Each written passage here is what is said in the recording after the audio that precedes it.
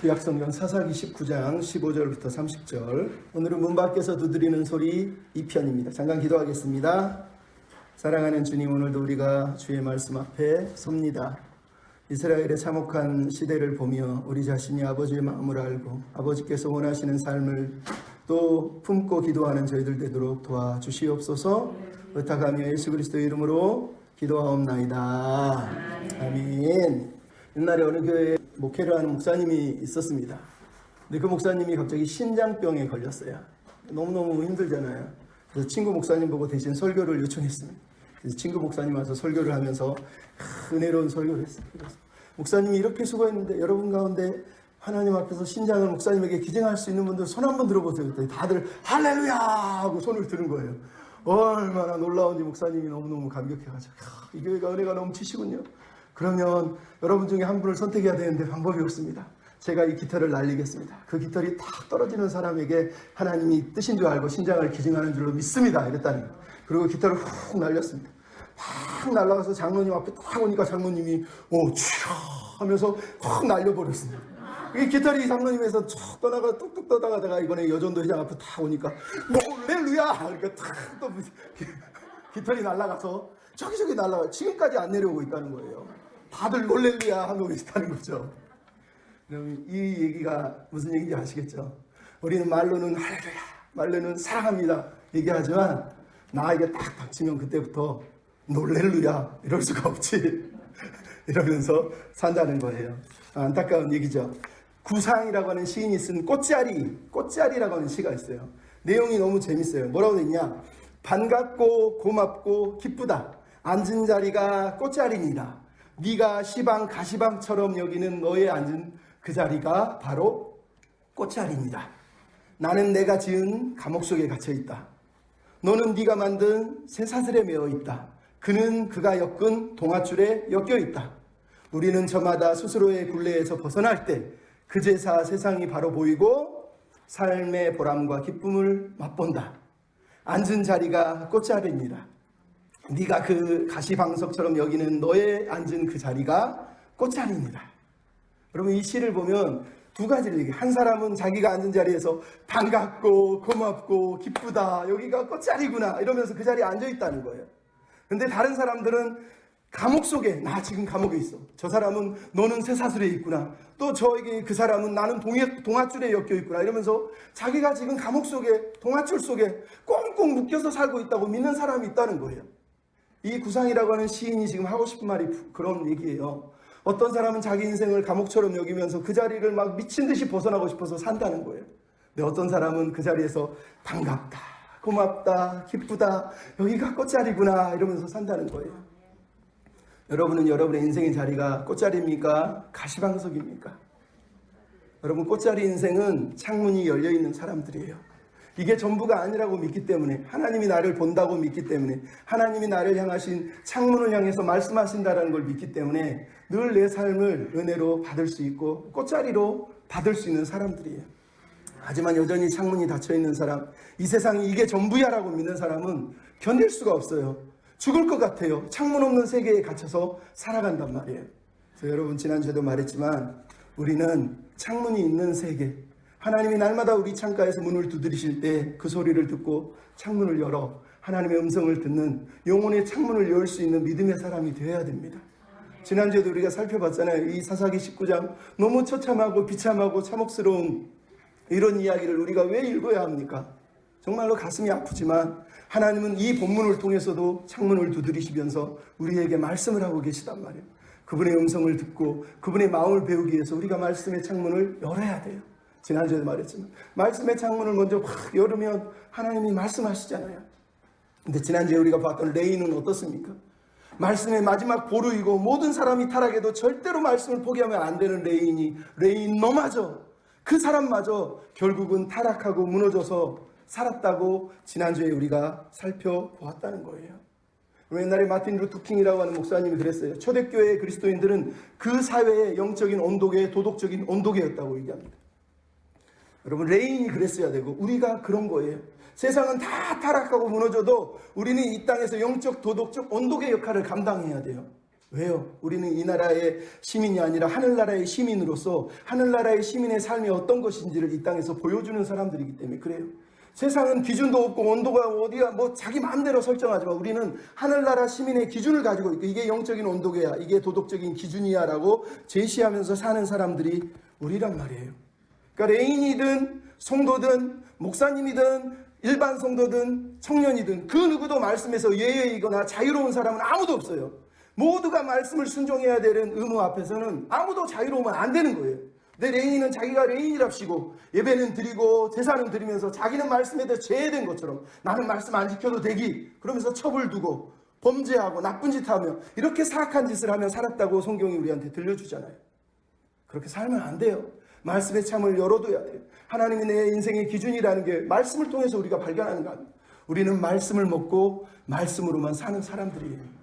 날마다 말씀의 창을 열어두세요. 하나님과 내가 얼마나 바른 관계를 맺고 있는가는 예배를 통해서 드러나는 게 아니라 삶의 예배를 통해서 드러나는 거예요. 예배 형식은요, 누구나 다 지난주에도 얘기했잖아요. 다 예배하고 있잖아요. 하나님 볼 때 다 이쁘고 아름다워요. 하지만 집에 가서 직장에서 친구들하고 만날 때 거기서 나오는 내 언어, 내 행동이 나예요. 사실은 그 사람이 예배자인지 아닌지 판결이 나는 거예요. 여러분 레인을 보십시오. 말씀이 깨어지니까 어떤 일이 벌어졌어요? 은혜의 창문이 닫혀 있잖아요. 그래서 지난주에도 봤지만 어린 소녀를 첩으로 맞았다. 부인이 한 명 있고 두 명 있을 텐데 세 번째 첩을 두고 살았다고 성경이 얘기하는 거예요. 어떻게 레인이 그러냐는 거예요. 말씀이 없어지니까 은혜도 없어지고 결국은 이 여자를 화나게 하고 이 여자를 아주 괴롭혀가지고 이 어린 소녀가 너무 화가 나서 너무 분이 상해서 집으로 돌아갔었다라고 지난주에 우리가 살펴봤지 않습니까? 그래서 여러분 우리가 하나님을 믿는 사람이라면 내가 먼저 말씀의 사람이 돼야 돼. 그럴 때 은혜가 역사하면 내가 은혜의 사람이 되고 은혜를 나눠주는 거예요. 그러니까 여러분 남에게 막 손가락질하기 전에 내가 말씀의 사람인지 내가 은혜의 사람인지 생각해 봐야 돼요.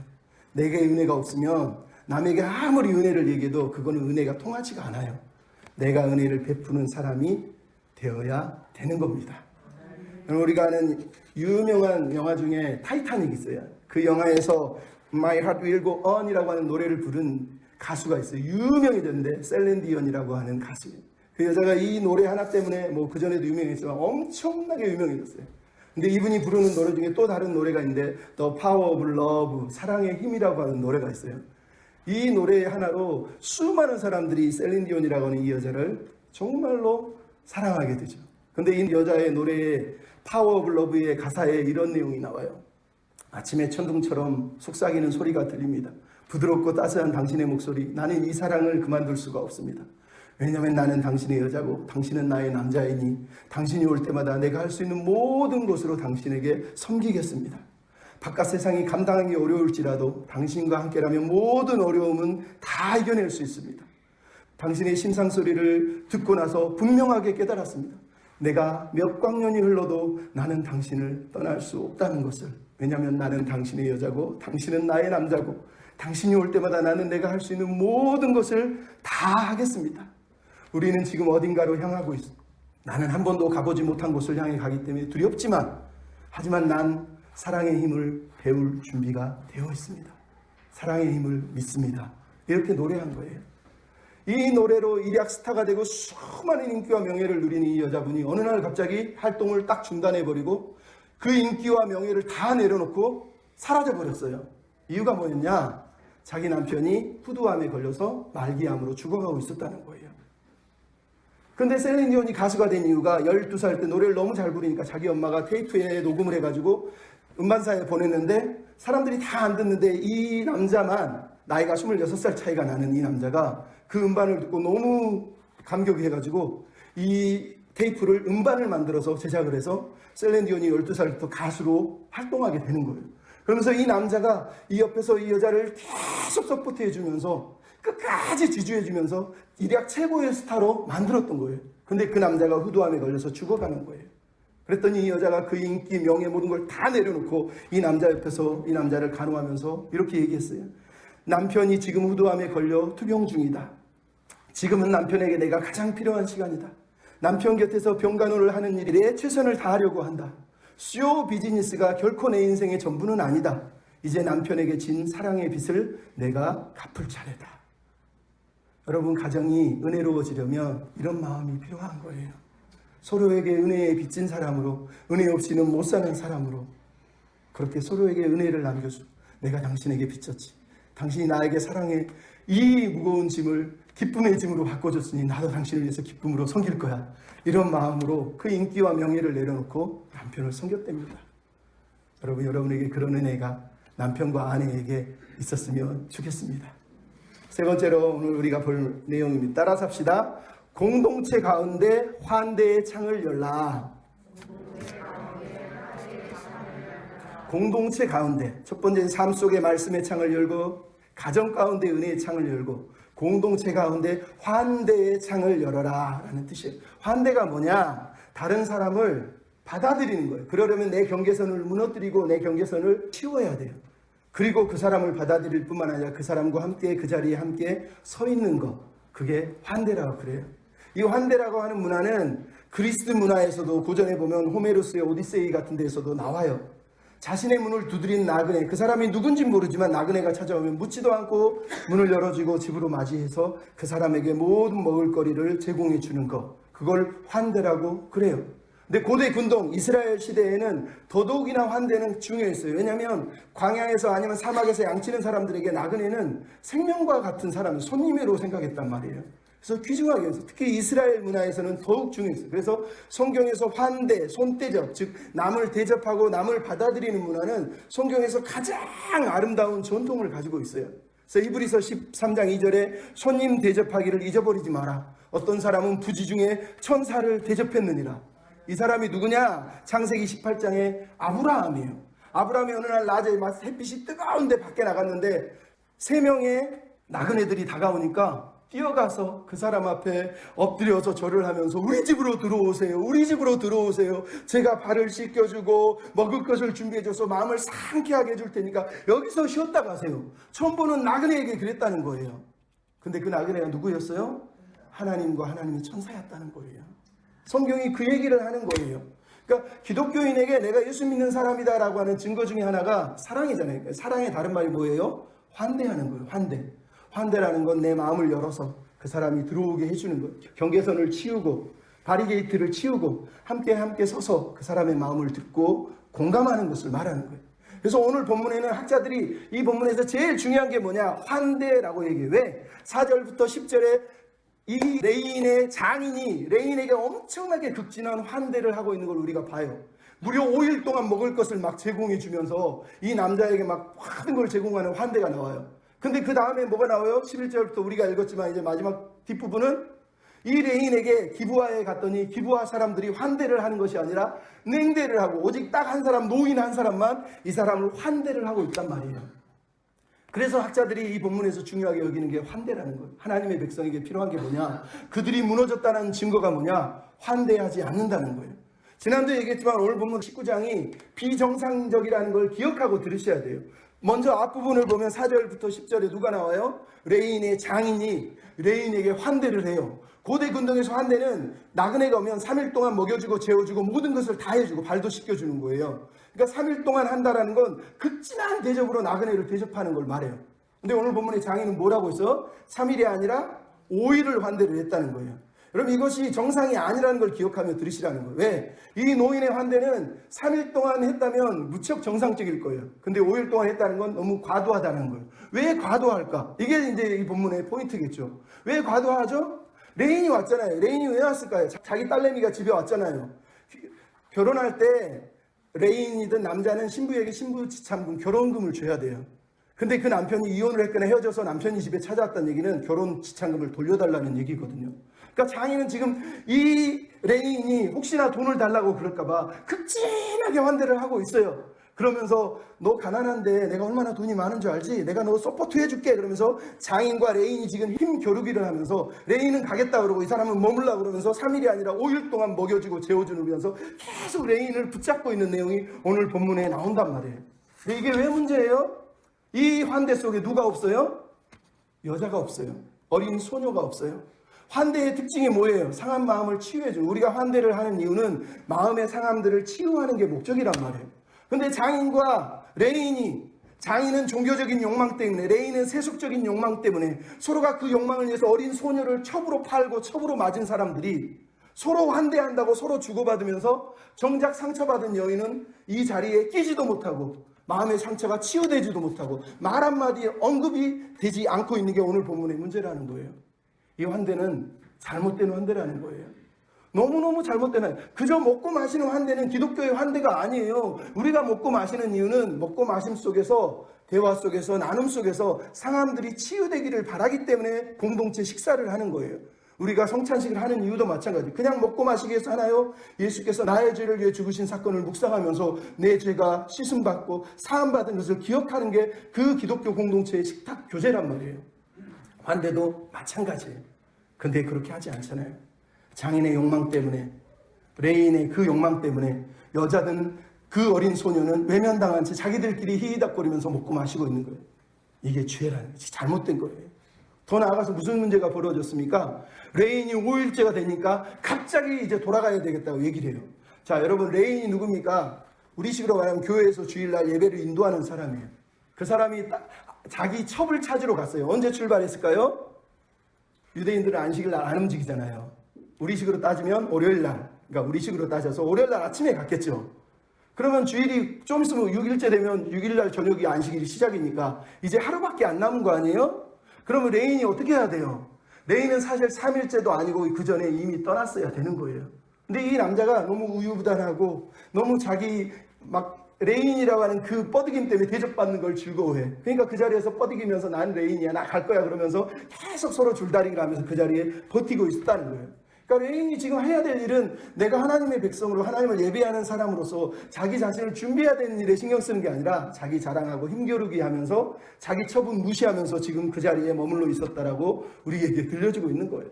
그러니까 못난 환대를 첫 번째 보여주고 있는 거예요. 근데 두 번째 환대 이야기가 이제 11절 등장하잖아요. 11절에 무슨 내용이 나옵니까? 이 레인이 급기야 저녁 때가 되니까 한 4, 5시가 되니까 안 되겠다, 빨리 돌아가야 되겠다, 버뜩 깨달은 거죠. 그래서 자기 첩을 데리고, 그리고 종을 데리고, 나귀에 두 마리니까 자기랑 첩은 타고 종은 끌고 다니면서 예루살렘에서 이제 에브라임 자기 집으로 돌아가려고 하는데 길이 너무 멀어요. 가다 보니까 1시간쯤 가니까 여부스가 에브라임인데 여부스에 도착했더니 해가 뚝 떨어져 가려고 한다는 거예요. 너무너무 놀라서 아이고 해 지기 전에 못 가겠는데 어떻게 할까 그랬더니 종이 여기에 여부스에서 잡시다 그랬더니 레인이 아니야, 여기는 이방인들이 너무 많이 살아. 이방인들은 하나님을 모르잖아. 그러니까 우리가 하나님을 아는 기브아나 라마에 가서 잠을 자자 그러면서 끌고 가요. 그러다가 한 시간쯤 가가니까 해가 뚝 떨어지는데 거기가 바로 기브아라고 하는 베냐민 지파의 땅이었다는 거예요. 그래서 레인이 베냐민 지파 땅에 들어가게 된 거예요. 근데 들어가서 레인이 한 행동이 뭐였어요? 그 마을의 넓은 공터에 정 가운데 앉아서 사람을 기다렸다는 거예요. 왜요? 아까도 얘기했지만 고대 군동에 나그네는 무조건 환대를 해야 됐기 때문에 사람들은 누군가 거리에 중앙에 앉아있다 그러면 처음 보는 사람이면 뛰어가서 어디서 오셨어요? 누구세요? 그러면서 자기 집으로 데려갔어야 된다는 거예요. 근데 오늘 본문의 문제가 뭐예요? 아무도 레인에게 말을 거는 사람이 없고 찾아와서 누구냐고 물어보는 사람이 없었다는 거예요. 자기 장인의 환대는 너무너무 급진했지만, 이것도 병든 환대지만, 기브아라고 하는 이방인의 땅도 아니고 하나님의 백성의 땅인 베냐민 땅에 갔더니 그 누구도 자기를 대접하지 않고 아는 체도 안 하고 냉대를 했다는 거예요. 냉대를 했다는 거예요. 여러분, 이거 심각한 거라는 거예요. 왜? 레인은 곤혹스러울 거예요. 왜? 하나님의 백성은 어떻게 살아야 됩니까? 언약 백성은 출애굽기에 보면 너는 이방 나그네를 압제하지 마라. 네가 이방 나그네였을 때 내가 너의 나그네 사정을 알아주고 너를 구원해 주지 않았느냐. 신명기 10장에 고아와 과부를 위하여 정의를 행하고 나그네를 사랑하고 그에게 떡과 옷을 주어라. 왜냐하면 너희가 나그네를 사랑하라 전에 내가 너희를 애굽 땅에서 나그네 되었을 때 인도해 내지 않았느냐. 그러니까 유대인들은 환대가 이유가 뭐냐? 하나님이 나를 나그네였을 때 대접하고 구원해주고 나를 하나님이 살려주셨다는 거예요. 그래서 유대인들은 환대라고 하면 당연히 해야 된다고 믿는 거예요. 근데 베냐민 지파 기브아 땅에 갔더니 아무도 환대를 하지 않는다는 거예요. 얼마나 당황스럽겠어요. 근데 그때 저 멀리서 밭일하다가 돌아온 한 노인이 갑자기 이 사람들을 발견하고 찾아와서 어디로 가며 어디로 오느냐 이렇게 물어보면서 자기 집으로 데려가겠다라고 얘기하는 거예요. 참 놀랍지 않습니까? 그러면서 먹을 것과 입을 것을 다 주겠다는 거예요. 이 사람은 아직까지는 정상적인 환대를 하고 있는 거죠. 그랬더니 레인이 뭐라 그럽니까? 17절 18절 대화 중에 보면은 18절에 레인이 나는 지금 여호와의 집으로 가는 사람인데 나는 먹을 거 입을 거 다 있으니까, 그러면서 자기가 여호와의 집으로 가는 레인이라는 걸 갑자기 밝히고 있어요. 무슨 얘기 하는지 알겠어요? 그냥 나그네로 있으면 돼요. 근데 장인에게 이미 대접받은 사람이기 때문에 이 사람한테 내가 대접을 또 받아야 되지. 대접을 받는 게 마땅하다고 얘기는. 그래서 난 레인이야. 난 제사장이야. 난 섬겨주려면 나 레인이니까 그렇게 섬겨줘. 사실은 안 도와줘도 돼라고 말하는 것 같지만 실제로 하는 말은 뭐예요? 아무도 환대를 안 해주니까 당신이 나를 섬겨주겠다니 내가 이런 사람이야 라고 지금 말을 하고 있었다는 거예요. 참 재밌는 얘기를 우리에게 들려주고 있는 거예요. 근데 여러분, 이 이야기 속에서 두 가지 환대를 통해서 우리에게 들려주고 싶은 말이 뭔지 아시겠어요? 이 레인은, 이방인은 환대를 안 하니까, 이방 땅의 가나안 백성들은 우리를 죽일지도 모르니까 기브아 땅 베냐민 지파에게 가서 하나님의 백성이니까 이 사람들은 나를 환대해 줄 거야 라고 믿었다는 거예요.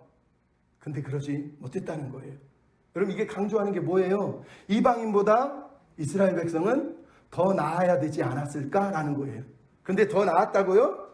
더 낫지 않았다는 거예요. 여러분, 이게 세상이 우리를 보는 방식이에요. 당신들은 예수 믿는 사람 아닙니까? 당신들은 십자가의 예수를 믿는 사람 아닙니까? 그러면 당신들은 우리보다는 더 나아야 되는 거 아니에요?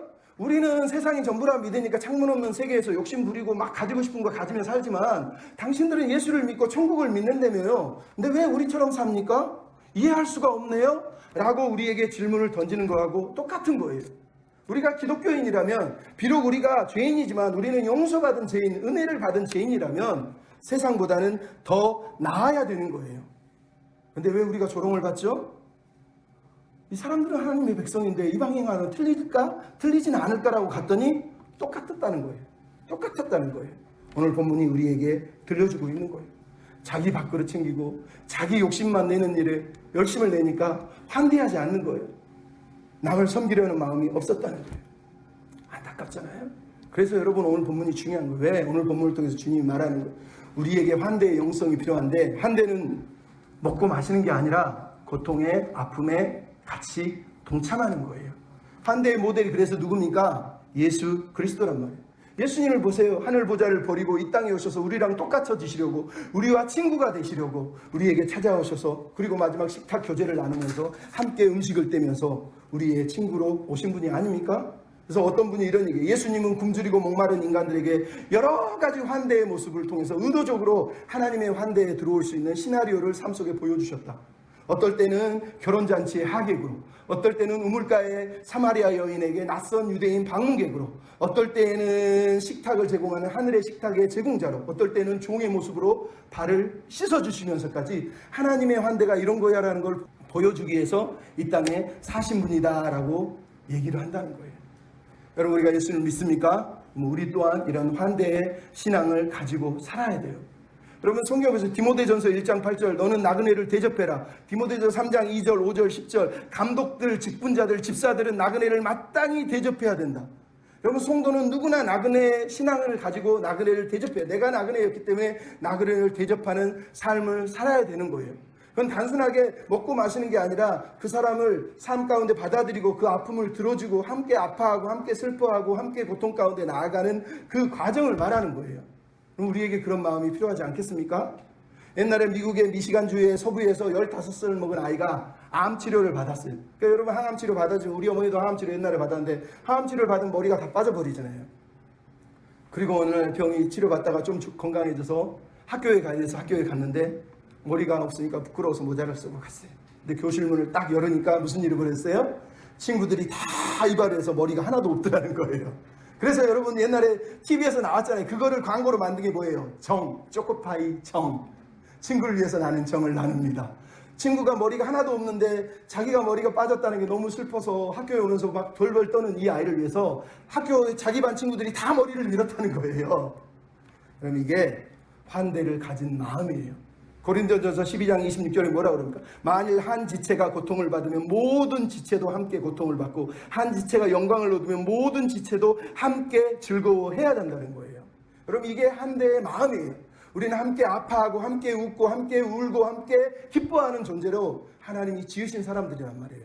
그러니까 서로에게 환대의 마음을 여는 공감의 능력을 가지고 사는 사람들이 되기 바랍니다. 예, 그러려면 마지막 따라합시다. 영혼의 창을 엽시다. 누구를 위해서? 사람을 향한 영혼의 창을 열어야 됩니다. 여러분, 우리에게 가장 필요한 게 뭐예요? 사람을 사랑하는 마음이에요.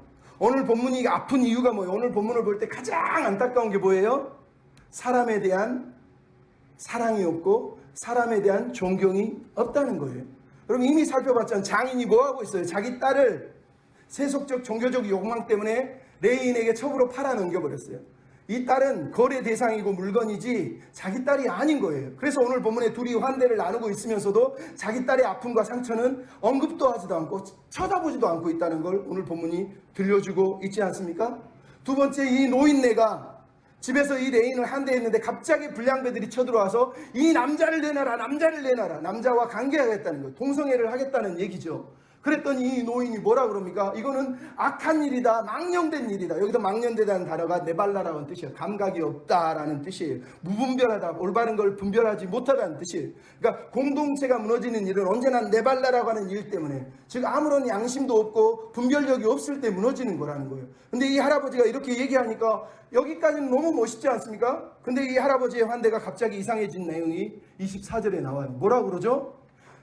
여러분, 이 사람은 내 손님인데 이 사람은 건들지 마라. 내 딸이 있고 저 사람 첩이 있으니까 내가 2명을 줄 테니까 니네들이 마음대로 하라고 그랬다는 거예요. 아니, 무슨 놈 한대가 자기 딸을 내놓는 것도 이해가 안 되지만 남의 첩까지 집어 던져주겠다고 말하는 일이 벌어질 수 있냐는 거예요. 그러니까 이 당시 환대가 얼마나 병들어 있는지를 우리에게 보여주고 있는 거예요. 이 사람을 레인이니까 섬겨주는 거예요. 근데 저 여자는 첩이잖아요. 물건이잖아요. 던져주겠다고 얘기를 하고 있는 거예요. 세 번째로, 여러분, 지난주에도 보고 오늘 또 보지만 뭐가 나옵니까? 불량배와 레인 사이에서 레인이 보여주고 있는 모습을 보십시오. 불량배가 막 성질을 내고 노인과 씨름을 하고 있으니까 이 사람이 뭘 했다고 그래요? 자기 첩을 붙잡아서 꽉 잡아서 밖에다가 집어 던지고 문을 쾅 닫았다는 거예요. 이 여자는 자기 아내가 아니라 그냥 물건이었다고 얘기하는 거예요. 근데 더 슬픈 내용이 뭐예요? 오늘 26절, 27절에 나오잖아요. 이 여인이 밤새도록 능욕을 당하고 거의 죽을 뜸이 돼서 자기 집 문 앞에서 문지방에다 손을 얹고 이렇게 누워 있었다는 거예요. 이게 무슨 얘기예요? 그 고통을 당하고 나서 기어서 죽을 힘을 다해서 와서 마지막에 문을 두드릴 힘조차 없는 그 사이에 제발 좀 나 좀 살려달라고 그러면서 거기까지 기어왔었다고 얘기하는 거예요. 이만큼 처참한 얘기가 세상에 어디 있습니까? 그 처참한 일을 당하고 죽을 둥 상태를 기어와가지고 문을 두드릴 힘이 없어서 그 자리에서 쓰러서서 누워있는 거예요. 이 여자는 그냥 물건이었다고 얘기하는 거예요. 그래서 오늘 본문에서 나오는 단어가 뭐예요? 26절, 27절에 갑자기 레인이 남편이 아니라 이제는 그녀의 주인이 됐다는 거예요. 그녀의 주인. 계속 주인이라는 단어가 26절, 27절에 나오잖아요. 3절에는 그녀의 남편, 그 사람, 그녀의 남편 그러다가 갑자기 26절, 27절은 그녀의 주인이 됐다는 거예요. 이 남자가 자기 첩을 물건으로 생각했고 난 너의 주인이야 라고 생각하고 이 여자를 집어 던졌다는 거예요. 더 놀라운 얘기가 뭐가 나옵니까? 28절, 29절에 나와요. 이 여자가 죽었을까요? 성경에는 한글로 번역해놨으니까 시체를 나귀에 태워서 데려갔다고 되어 있지만 히브리어 성경을 보면 히브리어 원문은 시체라는 단어가 없어요. 그냥 쓰러진 여자를 레인이 나귀에 실어서 집으로 데려간 거예요. 그동안 이 여자는 죽었을까요? 살았을까요? 아무도 몰라요. 살았을 수도 있어요. 근데 레인이 제일 잘하는 게 뭐예요? 짐승을 잡는 거잖아요. 집에서 짐승 잡는 칼을 꺼내서 이 여인을 12또막을 쪼개가지고 이스라엘 민족에게 싹 뿌리면서 내가 지금 너무너무 화가 났다. 당신들 와서 이 일을, 이 망령된 일을 해결해달라고 했다는 거예요. 근데 여러분, 이 본문이 왜 문제예요?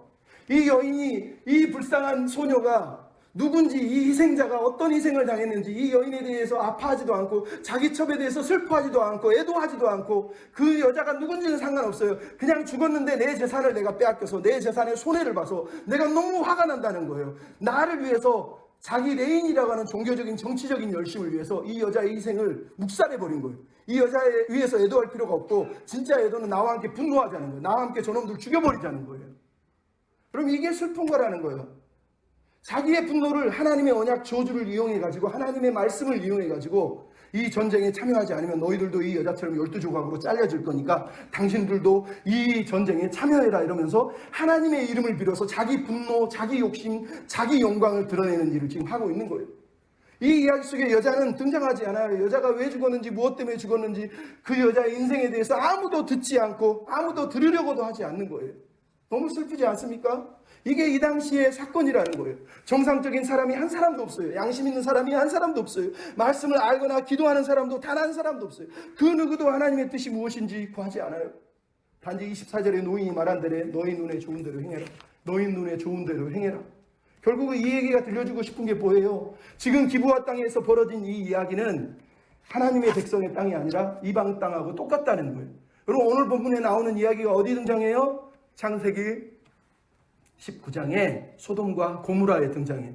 똑같아요, 내용이. 소돔과 고무라의 롯집에 두 명의 남자가 옵니다. 롯이 뛰어가는 사람을 환대하고 집으로 데려가서 씻겨주고 먹여주겠다고 얘기합니다. 그랬더니 불량배들이 잠들 쯤에 찾아서 막 문을 열면서 이 남자들 내놓으라고 얘기합니다. 롯이 자기 딸 두 명을 밖으로 던져버립니다. 그리고서 뭐라고 그러냐고요? 롯이요, 19장 8절에 너희 눈에 좋을 대로 그들에게 행하라. 창세기 19장 8절에도 이 노인하고 똑같은 말을 하고 있다는 거예요. 왜 이야기를 이 본문에서 들려주냐고요? 하나님의 백성들이 사는 기브아 땅이 하나님 나라의 백성의 땅이 아니라 이방인하고 똑같은 이방 나라의 소돔과 고무라의 땅이 됐다고 오늘 우리에게 들려주고 있는 거예요. 하나님의 백성은 달려야 되는 거 아닙니까? 하나님의 백성은 틀려야 되는 거 아닌가요? 라고 얘기하는데 오늘 본문에 나오니까 틀리지 않았다는 거예요. 아니, 이방인보다 더 못했다는 거예요. 소돔과 고무라하고 똑같은 시대를 살았다는 거예요. 왜? 말씀이 사라지고 은혜가 사라지고 환대가 사라지고 사람을 향한 사랑이 사라지고 인간 한 영혼을 향한 그 사모하는 마음, 영혼을 존귀하게 여기는 마음이 사라지니까 그런 일이 벌어졌다는 거예요. 그럼 소돔과 고무라에서 무슨 일이 벌어져요? 하나님이 그 사람들을 다 눈멀게 하고 나중에 다 눈이 멀어서 유황불에 불에 타서 죽잖아요. 여러분, 노벨 문학상을 받은 호세 사라마구라고 하는 사람이 쓴 책 중에 눈먼 자들의 도시라고 하는 책이 있어요. 영화로도 나왔어요. 이게 무슨냐? 어느 날 갑자기 전 세계에서 한 도시에서 눈이 멀어지는 전염병이 걸려서 사람들이 눈이 멀어가요. 내 눈이 멀어가 한 사람 여자 의사만 눈이 안 멀어지는데 그래서 그 상황을 보게 돼요. 근데 눈먼 자들이 뭘 하고 있냐 보니까 눈이 멀었음에도 불구하고 그 사람들이 권력 다툼하고 자기 욕심을 부리고 사람을 착취하고 억압하고 사람을 죽이는 일을 하고 있더라는 거예요. 이 여자가 그걸 보면서 너무 아파했다는 거예요. 근데 이 소설의 내용이, 이 영화의 내용이 핵심이 뭐냐? 사람들이 우상과 권력의 지배를 받으면서 파괴된 윤리관 사회체제를 눈으로 보려고 하지 않는다는 거예요. 사실은 우리 모두가 눈먼 자들의 도시에서 살고 있다라고 얘기합니다. 가장 심각하게 눈이 먼 사람은 보이는 것을 보고 싶어 하지 않는 사람이라는 거예요. 여러분, 오늘 본문에 나오는 이야기 속에서 보이는 게 누굽니까? 이 레인의 첩의, 이 소녀의 처참한 죽음 아닙니까? 근데 레인은 눈을 감고 보지 않습니다. 노인도 보지 않습니다. 기브아 사람들도 보지 않습니다. 그 누구도 이 여인의 아픔을 보려 하지 않고 눈 감고 살고 있다라는 거예요. 눈에 보이는 대로 물불 가리지 않고 옳고 그른지는 판단하지도 않고 보려고도 하지 않고 그냥 내 마음에 끌리는데 내가 하고 싶은 대로 다 했다는 거예요. 여러분, 교회가 이렇게 살면 안 돼요. 그럴 때 세상은 희생자가 계속 나오는 거예요. 교회는 이렇게 살면 안 돼. 오늘 본문의 소녀를 보면서 한 학자가 이렇게 얘기해요. 성경의 모든 인물 가운데 이 여인이 가장 작은 자입니다. 자기를 욕보이는 이야기의 처음과 맨 끝에 나오는 이 여자는 남자들의 세상 가운데 혼자였습니다. 이 이야기의 다른 인물들은 한 인간으로서의 그녀의 존재를 인식하지 못합니다. 그녀는 재산이었고 사물이었습니다. 이름도 없고 말도 없고 힘도 없고 그녀의 삶 속에서 그녀를 도와줄 친구도 없고 죽음을 위해 슬퍼해줄 친구도 남편도 아버지도 없고 그녀 남자들끼리 그녀를 주고받으며 그녀의 존재를 철저히 말살했습니다. 팔리고 붙잡히고 넘어지고 배반당하고 능욕당하고 살해당하고 몸이 갈기갈기 찢기고 그 몸이 흩어져 버림을 당했습니다. 그런 말씀이 사라지고 은혜가 사라지고 환대가 사라지고 한 영혼을 향한 사모함이 사라질 때 이런 일이 벌어지는 거예요. 여러분, 우리가 하나님을 믿는다는 건 사람을 대할 때 그 사람을 하나님의 형상으로 대한다는 겁니다. 저 사람을 하나님이 만든 하나님의 형상을 가지고 있는 사람이라고 생각하고 가장 존귀한 영혼으로 생각하고 그 사람을 맞아들이는 거예요. 그 사람의 아픔을 들어주는 거예요. 함께 아파하고 함께 울어주고 함께 슬퍼하고 함께 그 자리에 서 있는 거예요. 그게 성경이 우리에게 말하는 거예요. 그런데 우리가 창문이 없는 세계에서 사는 사람들처럼 하나님을 믿는 사람조차 그렇게 살아서야 되겠습니까? 눈먼 자들의 도시가 아니라 눈을 부릅뜨고 하나님이 나를 보고 계시지, 나도 하나님을 보고 있어, 하나님은 살아계셔 하고 눈을 부릅뜨고 우리가 살아야 되지 않겠습니까? 그분이 매일마다 창문을 통해서 문을 두드리시는데 말씀의 창을 열고 은혜의 창을 열고 환대의 창을 열고 영혼을 향한 영혼의 창을 열어서 영혼을 환대하고 섬기라고 하나님의 형상이다라고 들으라고 얘기하지 않습니까? 우리에게 필요한 건 영혼의 창을 열고 그분의 음성을 듣는 거예요. 옛날에 어느 수도원에 한 수도원장이 스승을 찾아가서 그랬어요. 우리 수도원이 엄청나게 옛날에는 번성했는데 요즘은 너무너무 힘겹고 사람들이 뭔가 상마르고 힘듭니다. 그랬더니 수도원 원장이 그랬어요. 당신 수도원 사람들이 당신도 마찬가지야. 보려고 하지 않기 때문에. 예? 뭘 봐야 되죠? 당신 수도원 사람들 중에 메시아가 변장하고 계셔. 옛날에도 한번 들려줬죠? 메시아하고 변장하고 계셔. 그래서 이 수도원장이 내려오면서 우리 수도원 안에 메시아가 계시다고? 누굴까? 그리고 돌아와서 사람들한테 여러분 우리 스승님이 말하는데 여러분 안에 메시아가 있답니다. 메시아가. 그때부터 사람들이 수근수근 누가 메시아가? 저 사람이 메시아인가? 저 사람이 메시아인가? 그러면서 그 사람들은 한 사람 한 사람을 메시아라고 생각하니까 막 조심하는 거예요. 그러면서 극진히 대접하고 사랑해주고 섬겨주면서 메시아로 돼야 하는 거예요. 그러다 보니까 갑자기 수도원이 막 사랑이 넘치고 긍휼이 넘치고 은혜가 넘치고 서로를 안아주면서 실수해도 메시아인데 나를 시험하는 건 아니야 그러면서 또 사랑으로 품어주며 이러면서 공동체가 아주 아름다운 공동체로 변했다는 거예요. 여러분 성경이 우리에게 이 말을 하고 있는 거예요. 예수님이 뭐라 그랬습니까? 내가 줄일 때 너희가 먹을 걸 주고 목마를 때 마시게 했고 나그네 됐을 때 나를 영접하지 않았느냐. 여러분 우리에게 주님이 말하는 거예요. 주님은 우리 삶 가운데 여기에 변장하고 와 계세요. 누가 예수님인지 모르잖아요.